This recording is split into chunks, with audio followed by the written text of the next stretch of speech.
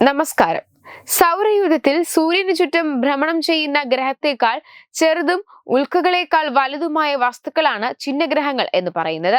ചൊവ്വയ്ക്കും വ്യാഴത്തിനും ഇടയിലുള്ള ചിഹ്നഗ്രഹത്തിലെ വസ്തുക്കളെയാണ് ചിഹ്നഗ്രഹം എന്നുകൊണ്ട് ഉദ്ദേശിക്കുന്നത്. ഇത് ഒരു ഗ്രഹമാണെന്നായിരുന്നു ആദ്യം കരുതപ്പെട്ടത്. ഇതിനുശേഷം ഇതേ ഗണത്തിൽപ്പെട്ട മറ്റ് ചിഹ്നഗ്രഹങ്ങളും കണ്ടെത്തപ്പെട്ടു. ഇവ നക്ഷത്രങ്ങളെ പോലെ പ്രകാശ ബിന്ദുക്കളായെന്നാണ് അക്കാലത്തെ ഉപകരണങ്ങൾ ഉപയോഗിച്ച് കാണാൻ സാധിച്ചിരുന്നത്. നക്ഷത്രങ്ങളിൽ നിന്ന് വ്യത്യസ്തമായി ഇവയുടെ ചലനം കാണാൻ എളുപ്പമായിരുന്നു.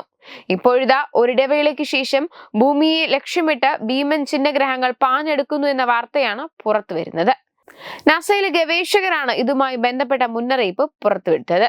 വരും മണിക്കൂറുകൾ ഏറെ നിർണായകമാണെന്നും ഗവേഷകർ വ്യക്തമാക്കുന്നു. 2024 XY5, 2024 XB6 എന്നിങ്ങനെയാണ് ഭൂമിയെ ലക്ഷ്യമിട്ട് നീങ്ങുന്ന ചിഹ്നഗ്രഹങ്ങൾക്ക് പേര് നൽകിയിരിക്കുന്നത്. വൈകിട്ടോടെ ഇവ ഭൂമിക്ക് തൊട്ടരിയിലേക്ക് എത്തും. ഭൂമിയിൽ ഇവ പതിക്കാനുള്ള സാധ്യതയുണ്ട്. അതിനാൽ അതീവ ജാഗ്രതയിലാണ് ഗവേഷകർ ചിഹ്നഗ്രഹങ്ങളുടെ സഞ്ചാരം നിരീക്ഷിക്കുന്നത്. 2024 XY5ക്ക് 71 അടിയാണ് വലിപ്പം. ഒരു വലിയ വിമാനത്തിന്റേത് സമാനമാണിത്. മണിക്കൂറിൽ 10,805 കിലോമീറ്റർ ആണ് ഇതിന്റെ വേഗത.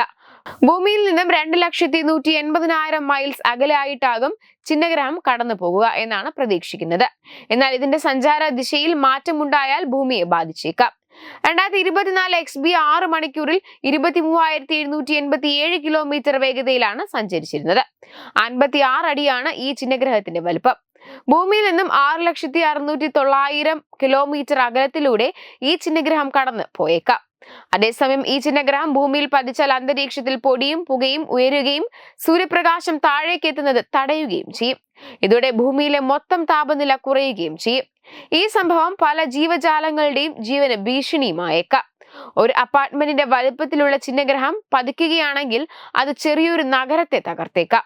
20 നില കെട്ടിടത്തിന്റെ വലുപ്പമുള്ള ചിഹ്നഗ്രഹം പതിക്കുകയാണെങ്കിൽ അത് ചെറിയൊരു രാജ്യത്തെ തന്നെ പൂർണ്ണമായി നശിപ്പിച്ചേക്കാം. വെബ് ഡെസ്ക് തത്തുമൈ TV.